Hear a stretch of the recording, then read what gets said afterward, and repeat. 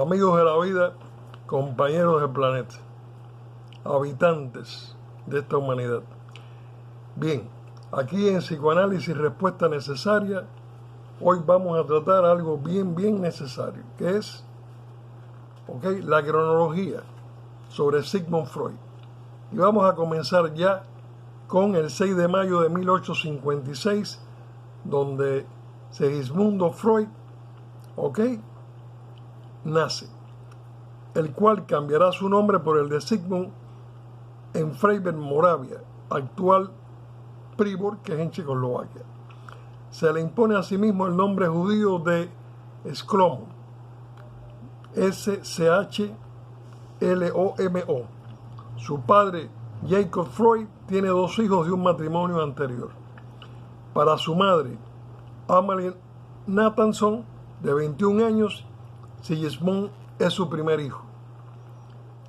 En 1859, 3 años más tarde, Jacob Freud, su papá, comerciante en lanas, se arruina y la familia se traslada a Viena en penosas condiciones.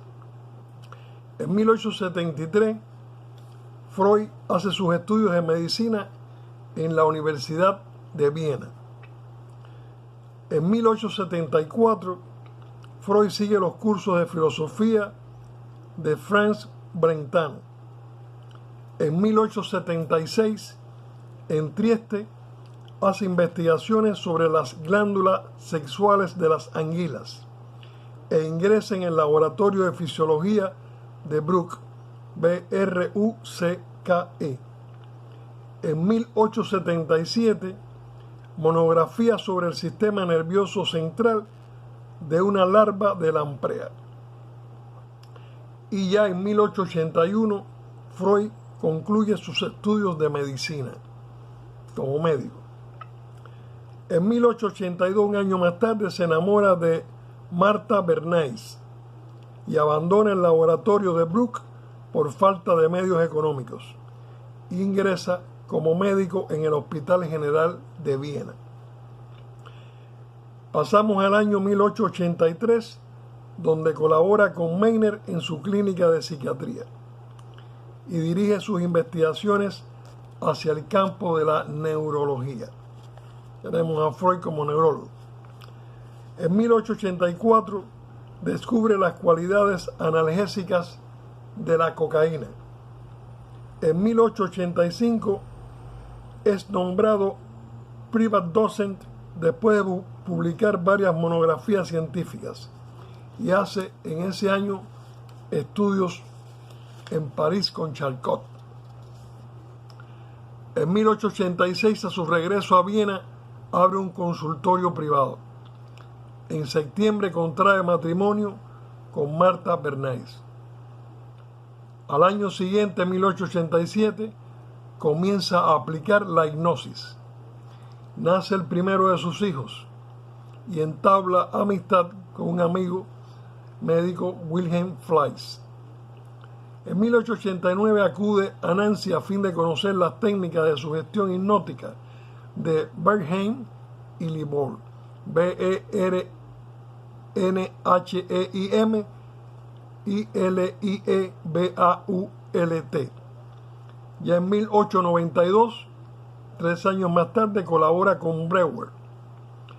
Pone en práctica el método de la asociación libre en su tratamiento de Elisabeth von R. En 1895, estudios sobre la histeria en colaboración con Breuer. Envía el manuscrito del proyecto de una psicología para neurólogos a Flix, F-L-I-E-S-S. En 1896 tiene una ruptura con Breuer y en octubre de ese año muere su padre, Jacob Freud. En 1897 pues aparece, amigos de la vida, la primera campanada. Es la primera formulación de Freud del complejo de Edipo. 1897, imagínense la sociedad de la época, la moral de la época, con la primera formulación del complejo de Edipo. Algo tan sencillo como es que tienes una madre y un padre y tienes determinadas, pudiéramos decir, elementos afectivos que se entrelazan, y eso es fácil de entender, pero sin embargo en aquella época hablar del complejo de Edipo era algo así como hablar un poco del diablo, vamos a ser sinceros. En 1899, la interpretación de los sueños, que el editor le puso fecha de 1900. En 1901 se distancia de su amigo Flix y viaja a Roma y crea la psicopatología de la vida cotidiana, ese gran libro Psicopatología de la vida cotidiana que recomiendo a todos. En 1902 funda la Sociedad Psicoanalítica de Viena con sus primeros discípulos. Es decir, es en 1902 que se funda la Sociedad Psicoanalítica de Viena. 1902, 2002, 100 años, ciento y pico de años simplemente lleva este intento de salud mental. Bien, en 1905 hace análisis fragmentario de una histeria sobre el caso Dora, que es un caso famoso.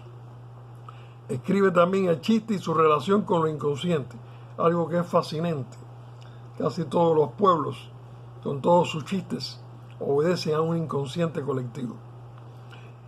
3 ensayos para una teoría sexual. Es otro de los libros que escribe aquí en 1905. En 1907, visita de Carl Jung, ese famoso psiquiatra también, que comenzó al lado de Freud. Y hay el delirio y los sueños en la gradiva de Jensen. En 1908 es el primer Congreso Psicoanalítico Internacional en Salzburgo. Así que en 1908 es el primer Congreso Psicoanalítico Internacional en Salzburgo. En 1909, análisis de una fobia de un niño de 5 años. El famoso caso Juanito. ¿Ok? Un clásico del psicoanálisis. Y también análisis de un caso de neurosis obsesiva, que es el famoso caso del hombre de las ratas, llamado como el caso del hombre de las ratas. En septiembre de 1909 viaja a Estados Unidos con Carl Jung y con Ferenczi, con Sándor Ferenczi, su gran amigo, y hace una conferencia en la Clark University en Worcester. Ya en 1910, un año más tarde, fundación de la Asociación Psicoanalítica Internacional, donde Carl Jung es elegido su presidente, con 5 lecciones de psicoanálisis y un recuerdo infantil de Leonardo da Vinci. 5 lecciones de psicoanálisis y un recuerdo infantil de Leonardo da Vinci. En 1911, uno de sus discípulos, Alfred Adler, él tiene una ruptura. Adler toma otros caminos. Y aparece observaciones psicoanalíticas sobre un caso de paranoia autobiográficamente descrito, llamado El presidente Schreber. En 1913 hay una ruptura con Carl Jung. Jung coge su camino y Freud escribe Tótem y Tabú, para mí una de las obras más ejemplificantes de Freud. En 1914 dimite Jung de su cargo de presidente de la Asociación Psicoanalítica Internacional. Pues tenemos entonces la creación del Moisés de Miguel Ángel y la historia del movimiento psicoanalítico. En 1917, Duelo y melancolía e introducción al psicoanálisis. En 1918, el hombre de los lobos y la historia de una neurosis infantil. En 1919, esa obra maestra, Más allá del principio del placer. En 1921, escribe Psicología de las masas y análisis del yo. En 1922 comienza la primera edición de las obras completas de Freud en castellano. Es en 1922. En 1923 es diagnosticado de cáncer en la mandíbula. Escribe El yo y el ello. En 1925 una autobiografía, La negación. En 1926 Inhibición, síntoma y angustia. En 1927 El porvenir de una ilusión, otra obra maestra.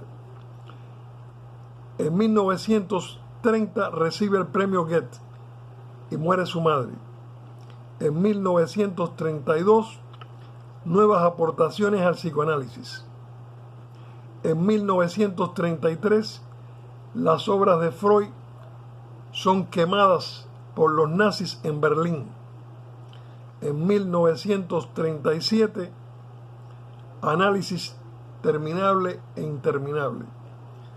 En 1938 se proclama la incorporación de Austria a Alemania y Freud se exilia en Londres. Y en 1939, un 23 de septiembre, muere Sigmund Freud en Londres y se publica el final de El Moisés y el monoteísmo. Así, amigos de la vida, esta rápida cronología donde muchos pueden hacer algunas anotaciones de cosas que les puedan interesar y comentar. Esto es un hombre con una obra magnífica, con una obra de investigación, con una obra de el verdadero detective de la mente, un verdadero detective de los sentimientos y un verdadero médico del alma humana. Freud entregó toda su vida a esto, a escribir y a estar con el paciente, probablemente de 3 veces a la semana, a todos los días de lunes a viernes, escuchando por 50 minutos a alguien que tenía una fuerte neurosis o pudiera tener quizás algún tipo de histeria, que era lo que más se trataba en esa época. Nosotros estamos muy agradecidos con la obra de Freud y tenemos que continuar toda esa cantidad de buenos ladrillos que Sigmund Freud ha puesto para que nosotros podamos fabricar, si nos dejan, como la canción, una civilización más humana, donde estemos todos completamente integrados, donde podamos desde muy temprano conocer cuáles son los traumas del niño, cómo ayudar a ese niño trabado en sus problemas emocionales, cómo ayudar a ese adolescente trabado entre un mundo de sensaciones, de tentaciones, de seducciones, bien, y otras exigencias increíbles sobre el ideal del yo. El ser humano necesita un poco verdaderamente de meditación.